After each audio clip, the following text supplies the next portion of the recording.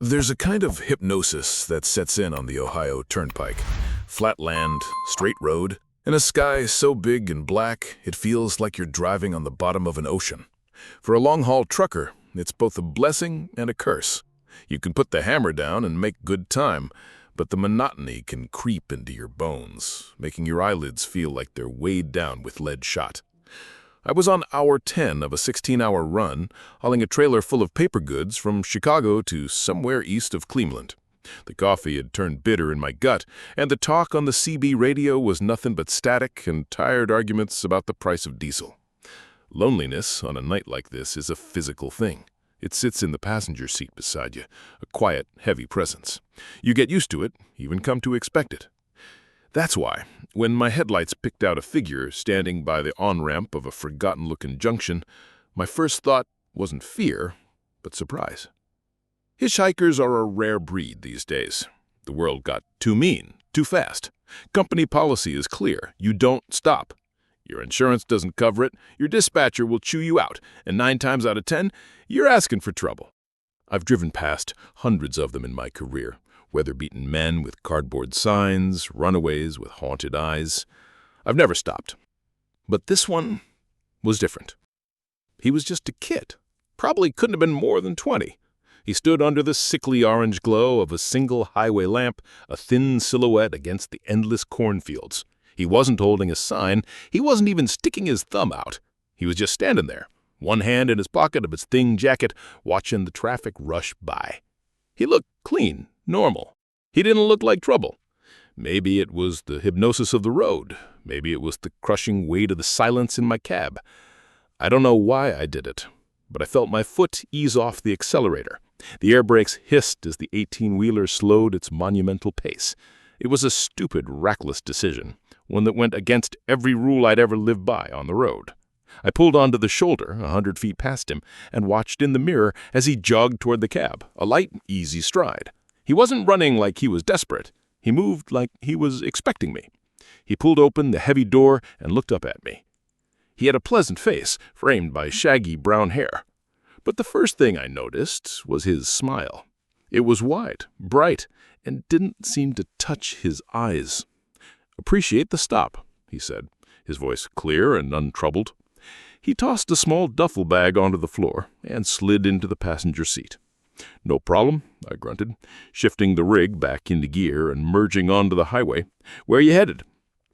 "East," he said simply, settling into the seat. He turned that smile at me again. "Just east." I figured he was a college kid. Maybe he ran out of money or got into a fight with his girlfriend. We drove in silence for a few minutes, the steady drone of the engine filling the cab again.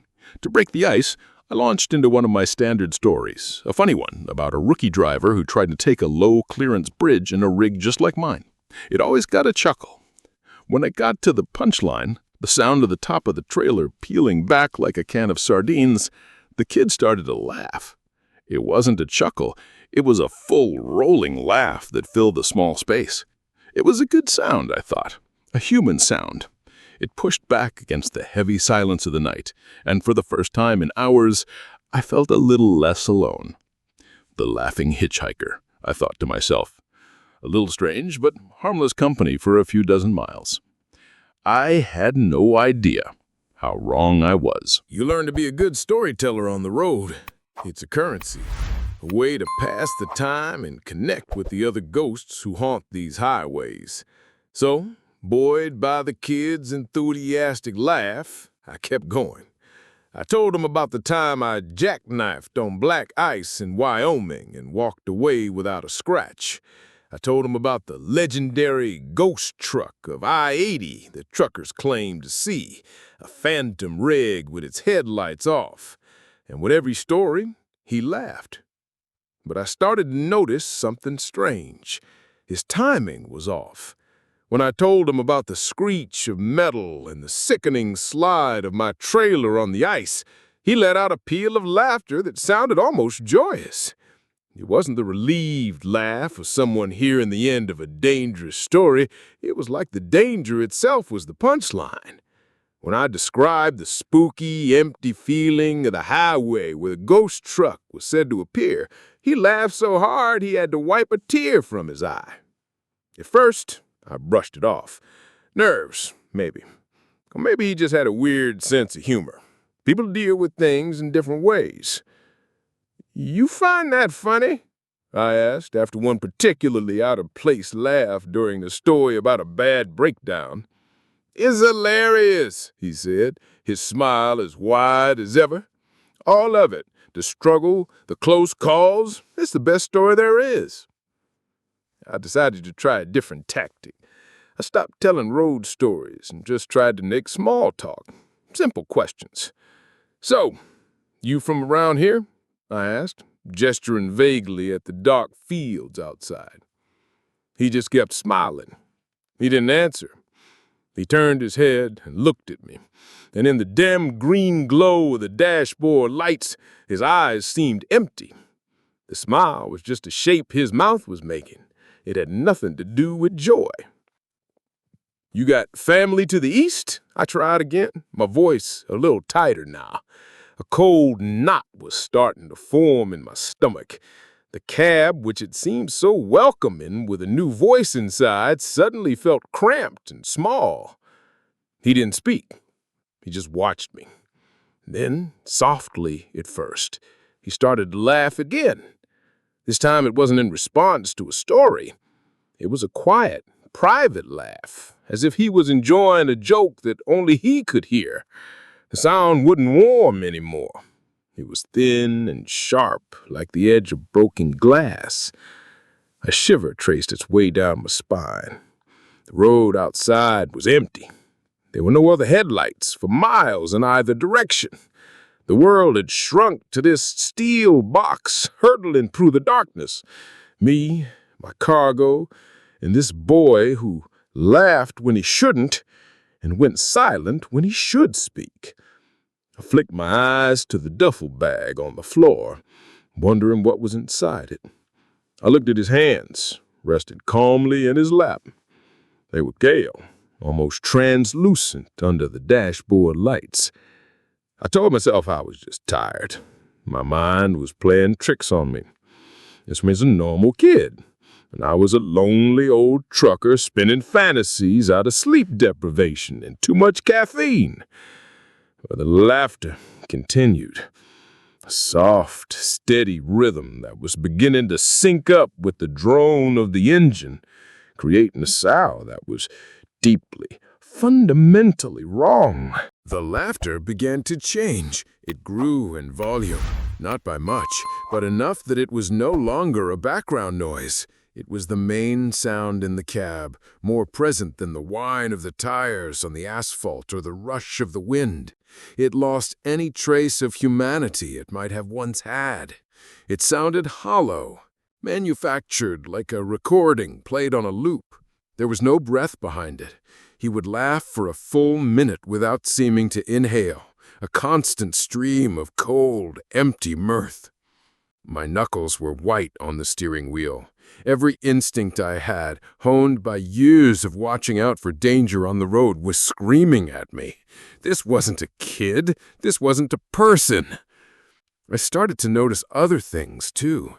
An hour had passed since I picked him up, and he hadn't moved a single muscle. He hadn't shifted his weight, or scratched an itch, or even blinked, as far as I could tell. He just sat there, smiling his fixed smile with that terrible laughter pouring out of him. The AC was on low, but a deep, penetrating cold seemed to be seeping out from his side of the cab, a damp chill that had nothing to do with the weather. I needed to know. I needed a test. I needed to see a normal human reaction. My voice was hoarse when I spoke. "My daughter," I started, making it up as I went, a desperate gamble to break his spell. She got sick last year, real sick. The doctors, they didn't think she'd make it. Scariest time of my life, just sitting there by the bed, waiting. I finished my sad, invented story and risked a glance at him. His expression hadn't changed. The wide plastic smile was still there. And the laughter, it got louder. It took on a mocking, derisive edge, as if the idea of a father fearing for his child's life was the funniest thing he'd ever heard. That was it. That was the moment my tired skepticism shattered and was replaced by pure, ice-cold terror. No human being on earth would react that way. In a fit of panic, I slammed my foot on the brakes. The air system screamed in protest, and the whole rig shuddered violently, the unsecured contents of the cab flying forward. A thermos clattered to the floor. My logbook slid off the dash. I braced for the kid to be thrown against the dashboard. He didn't move. He didn't flinch. As the truck slewed to a stop on the shoulder of the empty interstate, he just sat there, perfectly still, as if he weighed nothing at all. And his laughter finally stopped. The silence that rushed in was more terrifying than the sound it replaced. It was a dead, absolute void. For the first time, he turned his head and looked at me fully. The smile was gone. His face was a blank, pale mask, and his eyes were black holes, pits of ancient darkness. "You're not supposed to stop," he said, and his voice was not the clear, young voice I had heard before. It was a rasping whisper, a sound like dry leaves skittering across pavement. It was a voice that was old, so very old. I stared, unable to speak, my heart hammering against my ribs. And then he slowly began to fade. He became transparent like smoke, the worn fabric of the passenger seat appearing through his thin jacket. In 3 seconds, he was completely gone. The passenger seat was empty. The door hadn't opened. The duffel bag was gone. It was like he had never been there at all. The only thing that remained was the chilling cold that clung to the air where he had been sitting. I sat there in the deafening silence, my truck idling on the side of the 90, the faint smell of hot brakes in the air. My mind was a storm, trying to process the impossible thing I had just witnessed. An empty seat, a lingering chill, the memory of a laugh that scraped at the inside of my skull. It's a hallucination, I told myself. A waking dream brought on by too many hours staring at white lines.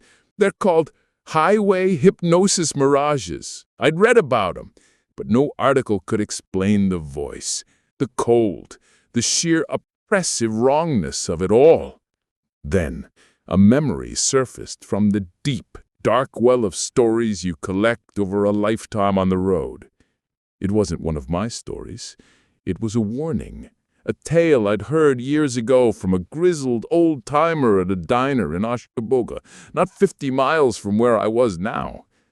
He'd talked about this very stretch of road, a place drivers avoided after dark if they could. He called him the laughing boy of Route 90. The legend was that a young man had died here decades ago. A terrible fiery crash.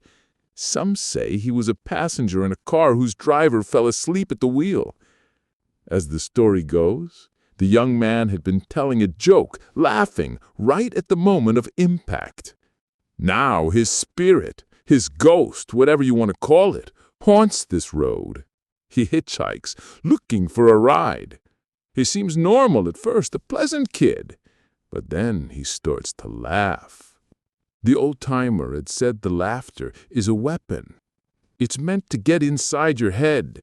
It unnerves you, makes you doubt your senses, distracts you from the road.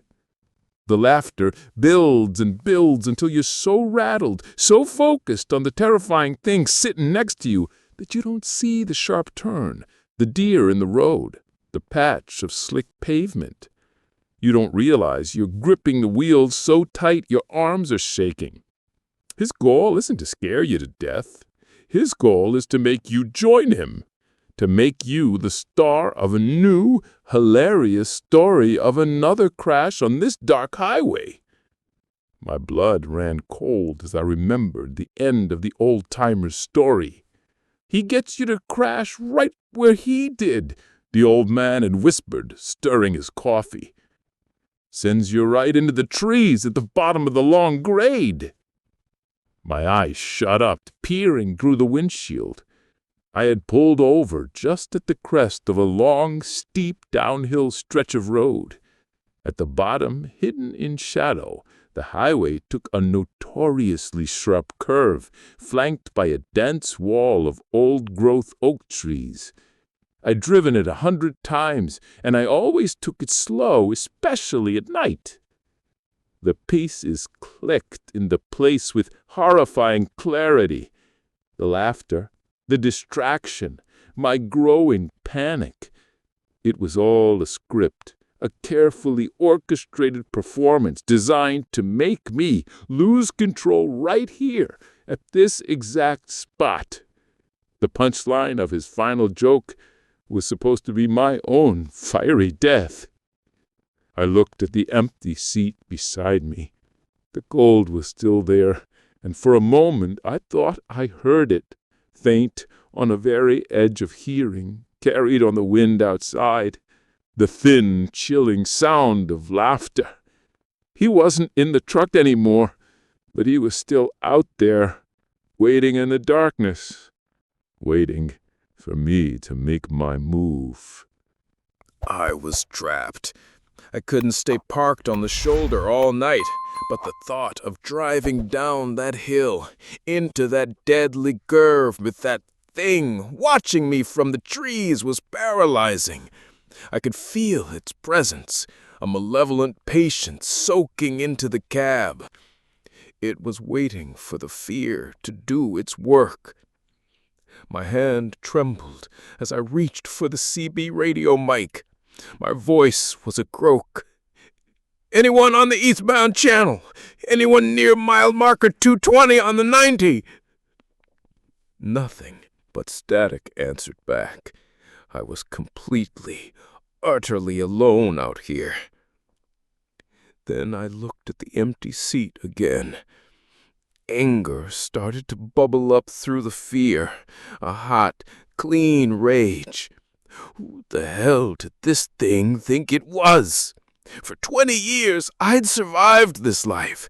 I'd fought ice storms, blown tires, shady mechanics, and crushing deadlines. I had a family waiting for me at the end of this run. I'd be damned if I was going to let my story end as the punchline for some roadside phantom. The old legend, the one I'd heard in the diner, there was more to it. There was a way to beat him. The old trucker had said the ghost fed on fear. It used your own panic against you. But if you weren't afraid, or if you could act like you weren't, you could break the connection. "I know what you are," I said out loud, my voice echoing in the silent cab. It sounded stronger than I felt. "And I'm not playing your game." I did the one thing he wouldn't expect. I laughed. It was a forced, shaky sound at first, a pathetic bark, but I forced myself to keep going. I thought of my daughter's face, of my wife's smile. I thought of 100 genuinely funny, happy moments in my life. The laugh grew stronger, more real. I wasn't just faking it anymore. I was laughing at the absurdity of it all, at a ghost in my truck, at a job that drove men to see things in the night. I was laughing right in the face of death itself. I put the truck in gear, my laughter now booming through the cab, drowning out the silence. "You want a joke? I'll give you one! This is the part where the trucker drives away!" With a roar from the engine, I pulled the rig back onto the highway. I didn't speed down the hill. I took it slow and steady, my hands firm on the wheel, my laughter echoing my defiance. As I navigated the treacherous curve at the bottom, I kept my eyes locked on the road, but I could feel the ghost's confusion, its frustration. Its power was in my fear, and I was starving it. I'd stolen its punchline.